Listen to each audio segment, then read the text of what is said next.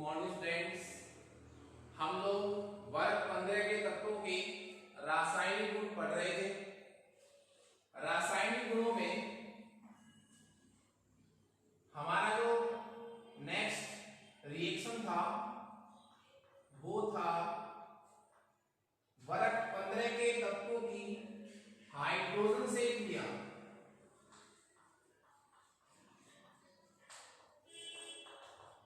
Hydrogen से क्रिया वर्ग 15 के तत्वों के रासायनिक गुणों में हमने ऑक्सीजन अवस्था को पढ़ा था, जिसमें ये पढ़ा था कि वर्ग 15 के तत्व -3 से लेकर के +5 तक की ऑक्सीजन अवस्थाएं प्रदर्शित करते हैं। इसी क्रम में हमारा ऑक्सीजन अवस्था के जस्ट बाद का जो टॉपिक था वो है वर्ग 15 के तत्वों की किससे क्रिया? हाइड्रोजन से। देखिए जो वर्ग 15 के तत्व हैं, वर्ग 15 के तत्व वो हाइड्रोजन से क्रिया करते हैं और वर्ग 15 के तत्वों को मैं एक प्रतीक दे सकता हूं ई। ई वो एलिमेंट है जो किसमें है? वर्ग 15 है। जैसे कौन कौन है? ई इजिकल टू कितना हो जाएगा? नाइट्रोजन, फास्फोरस, आर्सेनिक, एंटीमनी और विस्मित। ये है साहब ई। ई का मतलब वर्ग 15 के तत्व किससे क्रिया करेंगे? हाइड्रोजन से। तो क्या क्या बन सकते हैं देखते हैं। ES3 और EH5 बन सकता है, परंतु सामान्यतया ये कौन से प्रकार के हाइड्राइड यौगिक बनाएंगे? ES3 प्रकार के। ES3 क्यों लिखा है मैंने? देखिए ES3 इसलिए लिखा है, यहां मैंने E की ऑक्सीजन अवस्था कितनी मानी है? +3। यहां मैंने इसको कितना माना है? +3। यहां E की ऑक्सीजन अवस्था मैंने कितनी मान के चला हूं मैं? +3। ठीक है, तो ये हाइड्राइड है। ठीक है, उसके बाद ये अपने गलत लिख दिया। कैसा बनेगा? ES3 प्रकार का क्या बनेगा? हाइड्राइड बनेगा, क्योंकि यहां E जो है वो क्या है? वर्ग 15 के तत्व। ओके, अब देखिए ES3 में अब E की जगह में इनको शामिल करूं तो क्या क्या बनेगा? बनेंगे E की जगह N हो तो क्या बन जाएगा? NH3। P हो तो PS3, आर्सेनिक हो तो ASH3, एंटीमनी हो तो SbS3 और विस्मित हो तो BiS3। यदि मैं E की जगह इन तत्वों को रखूंगा तो वही बनेंगे। ये वर्ग 15 के तत्वों के कैसे यौगिक कहलाएंगे? हाइड्राइड यौगिक कहलाएंगे। नाम देखिए इनका। NH3 का नाम तो क्या है? अमोनिया, फॉस्फीन, आर्सीन, स्टीरीन,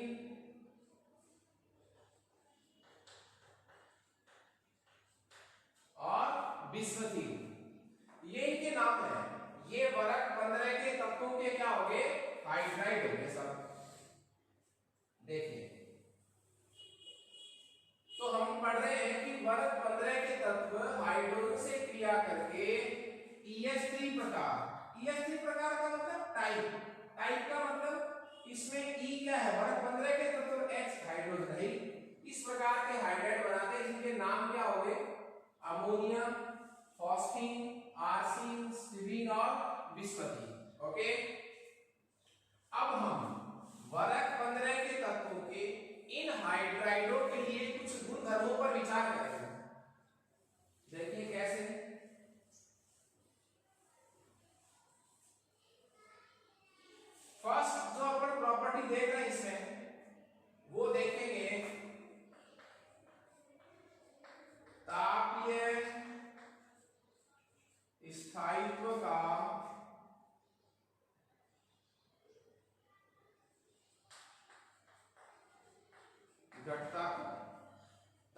स्थायित्व का थर्मल स्टेबिलिटी, ताप की स्थायित्व मतलब कितने ताप तक ये अपने आयनों में नहीं टूटते, कितने ताप पर इनका वियोजन नहीं होगा।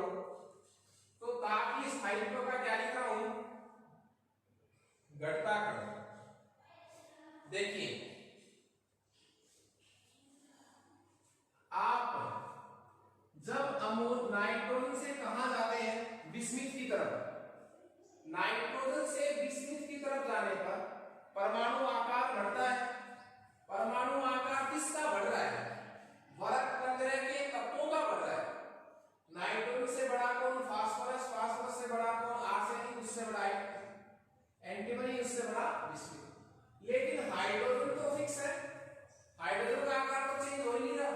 तो मेरे कहने का मतलब ये है, जब आप वर्ग में ऊपर से कहां चलेंगे, नीचे, तो नाइट्रोजन से विस्मित की तरफ जाने पर चूंकि परमाणु आकार बढ़ेगा, और परमाणु आकार बढ़ेगा तो N और H की जो मध्य की बंध लंबाई है, जिसको मैं क्या कहूंगा, EH बंध लंबाई,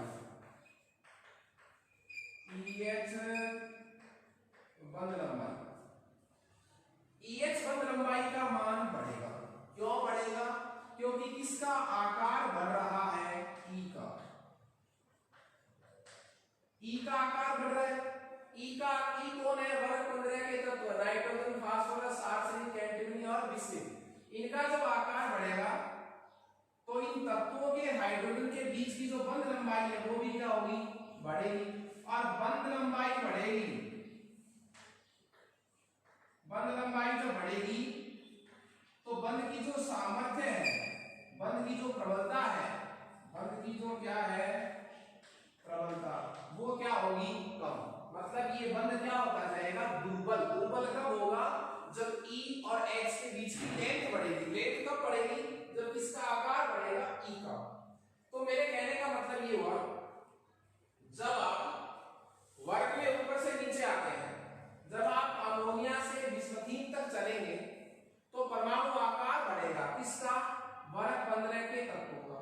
परमाणु आकार बढ़ेगा तो उस तत्व और हाइड्रोजन के बीच का जो बंध है उसकी लंबाई बढ़ेगी, बंध लंबाई बढ़ेगी।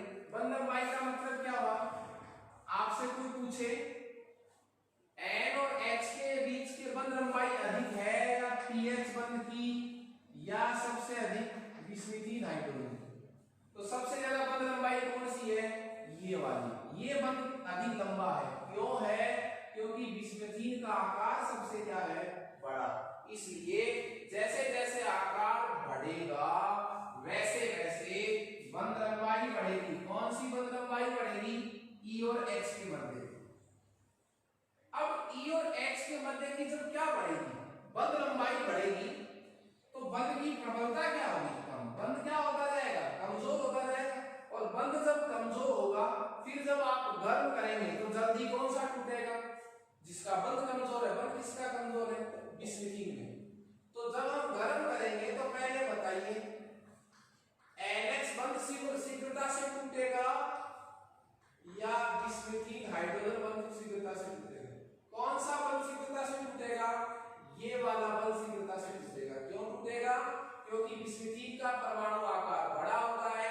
तो परमाणु आकार बड़े होने के कारण विस्मिथीन और हाइड्रोजन के बीच की बंध लंबाई जो है वो अधिक है। बंध लंबाई अधिक है तो बंध की स्ट्रेंथ जो है, बंध की जो ताकत है वो क्या है, कम। इसलिए उसका तापीय स्थायित्व क्या होता है, कम। वो अधिक ताप पर स्थायी नहीं रह सकता, बहुत जल्दी टूटेगा, सीधा सा कह सकते हैं। तापीय स्थायित्व का मतलब क्या है, ताप पर स्थिर रहने की प्रवृत्ति, टूटे नहीं। तो बताइए जब हम गर्म करेंगे सबसे पहले कौन टूटेगा, ये टूटेगा। क्यों टूटेगा, इस वाला बंध क्या है, कमजोर है। तो तापीय स्थायित्व सबसे कम किसका होगा, इसका। तापीय स्थायित्व सबसे कम होने का मतलब क्या हो, उसका दूसरा अर्थ और निकालो आप कि जल्दी कौन सा टूटेगा, अमोनिया जल्दी टूटेगी, विस्मिथीन जल्दी टूटेगी। ओके, तो तापीय स्थायित्व का घटता क्रम, मैंने कौन सा क्रम लिखा है, घटता। घटने का मतलब सबसे ज्यादा तापीय स्थायित्व किसका है, जल्दी सी कौन नहीं टूटेगा जब हम गर्म करेंगे, तो कौन नहीं टूटेगा, अमोनिया। तो घटते क्रम में देखिए सबसे अधिक तापीय स्थायित्व किसका, अमोनिया का। उससे कम फॉस्फीन का, उससे कम आर्सीन का, उससे कम स्टीबीन का और सबसे कम बिस्मथीन का। क्लियर है? इसी में दूसरी प्रॉपर्टी,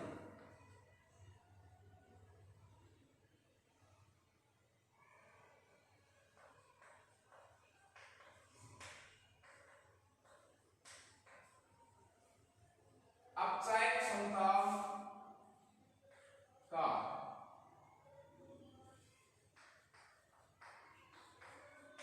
घटताक्रम। कौन सी क्षमता का घटताक्रम पूछा जा रहा है? अपचायक क्षमता का। देखिए अपचायक क्षमता क्या होती है? अपचायक क्षमता का मतलब होता है अपचयन करने की क्षमता। अपचयन किसका? खुद का या दूसरे तत्वों का? दूसरे तत्वों का। जो दूसरे का अपचयन करता है उसको क्या बोलते हैं? अपचायक। तो अपचायक क्षमता का मतलब क्या हुआ? दूसरे का अपचयन करने की क्षमता। अब देखिए दूसरे का अपचयन कब होगा? जब खुद का क्या होगा? ऑक्सीजन तीव्रता से खुद का ऑक्सीजन होगा। अब यहां पर ऑक्सीजन अपचयन हमें किसके संदर्भ में देखना है? हाइड्रोजन परमाणु के निष्कासन के संदर्भ में देखना है। आप बताइए, हम तापीय स्थायित्व की तरफ चलते हैं एक बार वापस। तापीय स्थायित्व में इनमें से बताइए जल्दी कौन टूटेगा? अमोनिया जल्दी टूट रही है, बिस्मिथीन। घटता क्रम तो स्थायित्व का घटता सबसे कम स्थायी कौन सा है? बिस्मिथीन। तो सबसे जल्दी कौन टूटेगा? ताप पर बिस्मिथीन। क्यों टूटेगा? हमने बता दिया कि बिस्मिथ और हाइड्रोजन के बीच की बंध लंबाई ज्यादा है तो बंध की ताकत क्या है? कम। अब बताइए आप, अपचायक क्षमता का मतलब होता है हाइड्रोजन को त्यागने की प्रवृत्ति। क्यों? खुद से जब हाइड्रोजन निकलेगा उसको क्या बोलते हैं? ऑक्सीजन। और खुद से जब हाइड्रोजन जितना जल्दी निकलेगा मतलब खुद का जितना जल्दी क्या हो सकेगा? ऑक्सीकरण। वो किसी दूसरे तत्व का उतना जल्दी क्या करेगा? अपचयन। तो मेरे कहने का मतलब है इनमें से किसमें से हाइड्रोजन तीव्रता से निकलेगा? जो जल्दी टूटेगा। जल्दी कौन टूट रहा है? बिस्मिथीन। तो हाइड्रोजन कहां से निकलेगा? जल्दी से बिस्मिथीन से। जितना जल्दी हाइड्रोजन बिस्मिथीन से निकलेगा उतना जल्दी ही वह किसी दूसरे तत्व का क्या करेगा? अपचयन करेगा। मेरे कहने का मतलब यह है कि अपचायक क्षमता का मतलब होता है खुद का तीव्रता से क्या हो? ऑक्सीजन। तो जल्दी कौन टूट रहा है? बिस्मिथीन। बिस्मिथीन से बहुत जल्दी हाइड्रोजन निकलेगी औरों की बनस्पत। तो तीव्रता से यहां से हाइड्रोजन निकलेगी तो इसका तो तीव्रता से क्या हो गया? ऑक्सीजन। इसका तीव्रता से ऑक्सीजन होगा तो किसी दूसरे का क्या करेगी? तीव्रता से अपचयन। तो देखिए अपचायक क्षमता का घटता क्रम का मतलब ये हो गया जो जितना जल्दी टूटेगा उतना जल्दी H का क्या करेगा? त्याग करेगा और उतना अच्छा क्या होगा? वो अपचायक होगा। तो बताइए आप इनमें से किसमें से हाइड्रोजन तीव्रता से निकलेगी? इससे। क्यों? इसका तापीय स्थायित्व क्या है? कम। इसका बहुत जल्दी वियोजन होता है। तो अपचायक क्षमता का घटता क्रम सबसे ज्यादा अपचायक क्षमता किसकी हुई? बिस्मिथीन की। क्यों? इसमें से तीव्रता से क्या निकलेगा? H। तो सर्वाधिक अपचायक क्षमता किसकी? बिस्मिथीन की। उससे कम स्टीबीन की, उससे कम आर्सीन की, उससे कम फॉस्फीन की, सबसे कम अमोनिया। दो प्रॉपर्टी हमने पढ़ी है। इसी में तीसरी प्रॉपर्टी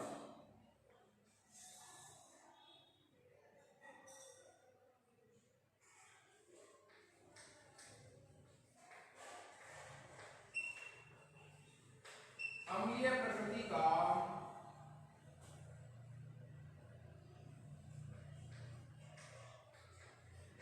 घटता क्रम। अम्लीय प्रकृति का घटता क्रम। देखिए कौन सी प्रकृति की बात हो रही है? अम्लीय प्रकृति। अम्लीय प्रकृति किसको कहते हैं? हाइड्रोजन का निकलना। जितना जल्दी हाइड्रोजन निकलेगा अलग होगा उसकी अम्लीय प्रकृति उतनी ज्यादा मानते हैं। बताइए किसमें से निकलेगा? हाइड्रोजन की वजह से। इसमें से। क्यों निकलेगा? क्योंकि बिस्मिथ और हाइड्रोजन के बीच की जो बंध लंबाई है वो ज्यादा है, बंध की ताकत कम है, तापीय स्थायित्व कम है, बहुत जल्दी टूटता है तो बहुत जल्दी क्या देगा? हाइड्रोजन देगा। तो सर्वाधिक अम्लीय कौन होगा? बिस्मिथ।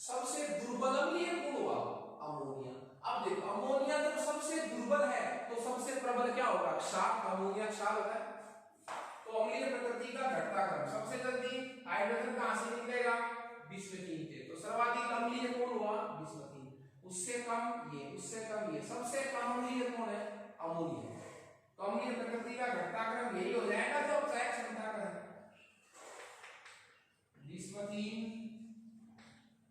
स्टेरीन, आर्सीन, फास्फीन और अमोनिया। ठीक है, इसी हाइड्रोजन से क्रिया में हम एक लास्ट प्रॉपर्टी और पढ़ेंगे और वो है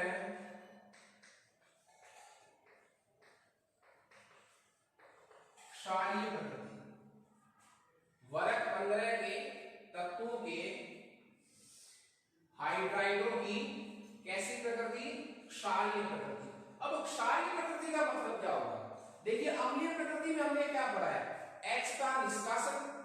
तो क्षारीय प्रकृति में क्या पढ़ेंगे, H का आना, H का जुड़ना, लोन पेयर देना, एकाकी इलेक्ट्रॉन युग्म दाता प्रकृति क्या कहलाती है, क्षारीय प्रकृति। देखिए एकाकी इलेक्ट्रॉन युग्म जब देगा तभी तो H+ का योग होगा। तो हम सीधे शब्दों में ये कह सकते हैं कि क्षारीय प्रकृति का मतलब क्या है कि एकाकी इलेक्ट्रॉन युग्म जो कहां पड़ा है, सभी हाइड्राइडों पर, सभी हाइड्राइडों पर एक एक क्या पड़ा है, लोन पेयर। सभी हाइड्राइडों पर क्या है कि लोन पेयर। इस लोन पेयर के देने की प्रवृत्ति किसमें ज्यादा है, अमोनिया लोन पेयर तीव्रता से देता है, दान करता है या बिस्मथीन। तो देखिए जैसे जैसे परमाणु आकार बढ़ेगा विद्युत ऋणता क्या होगी, कम। परमाणु आकार बढ़ेगा विद्युत ऋणता कम होगी तो लोन पेयर देने की प्रवृत्ति भी कम होगी। तो सर्वाधिक प्रवृत्ति किसकी हुई, लोन पेयर दान करने की, अमोनिया की। तो सर्वाधिक क्षार कौन हुआ, अमोनिया। मेरे कहने का मतलब यह है हम जो क्षारीय प्रकृति डिफाइन कर रहे हैं, जो क्षारीय प्रकृति हम परिभाषित कर रहे हैं वो किस बेस पर कर रहे हैं, वो कर रहे हैं एकाकी इलेक्ट्रॉन युग्म देने की प्रकृति पर। तो एकाकी इलेक्ट्रॉन युग्म देने की प्रवृत्ति किसकी ज्यादा है, नाइट्रोजन की। क्यों, नाइट्रोजन का आकार छोटा है, उसकी विद्युत अधिक है, इसलिए क्षारीय प्रकृति किसकी ज्यादा हुई, अमोनिया की। सबसे दुर्बल क्षारीय कौन हुआ, बिस्मथीन। बिस्मथीन जब सबसे दुर्बल क्षार है तो सबसे प्रबल क्या होगा, अम्ल। देख लीजिए आप, सबसे प्रबल क्या है, बिस्मथीन। तो क्षारीय प्रकृति का भी घटता क्रम लिख लो आप, क्षारीय प्रकृति का घटता। तो सर्वाधिक क्षारीय प्रकृति किसकी होगी साहब, अमोनिया की होगी। तो लिख लीजिए आप इसमें अमोनिया सर्वाधिक क्षारीय है, घटता क्रम लिख रहे हैं। उससे कम कौन है, फास्फीन, उससे कम आर्सीन, उससे कम स्टेरीन और सबसे कम क्या हो जाएगा, यहां से बहुत तरीके के प्रश्न आप सॉल्व कर सकते हैं। इनमें से आपसे इनका क्रम पूछा जा सकता है, घटता या बढ़ता। 1 2 3 4, 4 तो क्या हो गए क्रम पूछे जा सकते हैं। ये क्रम किस बेस पर, इनका रीजन क्या है, रीजन ये था अमोनिया से बिस्मथीन तक जाने पर किसका आकार बढ़ता है, ई का। ई कौन है, वर्ग 15 के तत्व, नाइट्रोजन, फास्फोरस, आर्सेनिक, एंटीमनी और बिस्मुथ। जैसे जैसे हम नाइट्रोजन से बिस्मुथ की तरफ जाते हैं आकार बढ़ता है, आकार बढ़ता है तो ई और एक्स के बीच की बंध लंबाई बढ़ती है। ई कौन है, वर्ग 15। तो एन और एक्स के मध्य है, पी और एक्स के मध्य है, एस और एक्स के मध्य की जो बंध लंबाई है वो बढ़ती है। बंध लंबाई बढ़ती है तो बंध की प्रबलता क्या होती है, कम। बंध की प्रबलता कम होगी तो उसकी ताप की स्थायित्व क्या होगा, उसका कम। थोड़े से ताप द्वारा उसको गर्म करने पर वह जो है वो किसमें चेंज हो जाएगा, वियोजन हो जाएगा उसका। क्या हो जाएगा, वियोजन।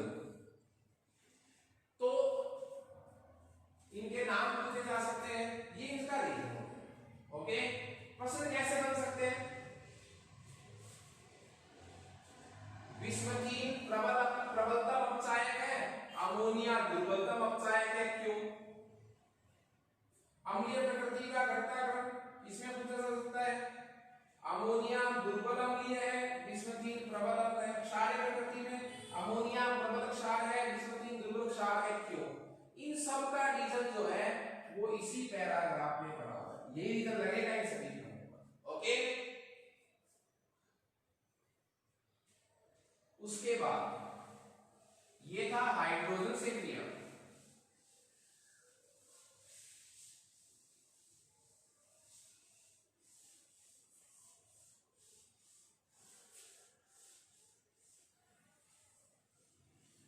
अब हम पढ़ेंगे नेक्स्ट